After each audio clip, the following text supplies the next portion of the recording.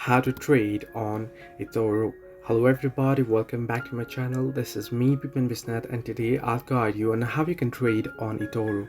Now the process itself is pretty simple and easy. First things first, once you sign up, you'll have to deposit some funds into your account. To do so, on the home page here, I'm showing it on the browser since I'm unable to show you on the application itself. So what you want to do is you want to head over to this portfolio option at the middle bottom of the screen.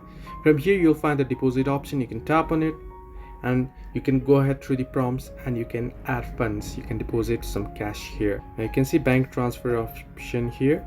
You can tap on continue and you can go ahead and you can add in your bank details and you can transfer it here. But once you have deposited, what you can do is you can head over to this discover option, and on discover you can head over to stocks or crypto. So you can head into it, and now from here you can either search for it as well, and then you can tap on the particular crypto or stocks and open it up, and at the bottom you'll find the trade option. As you can see there on the screen, you can tap on trade and you can open up the trade as per your wish. You can see order type, available USD and such, and you can tap on deposit.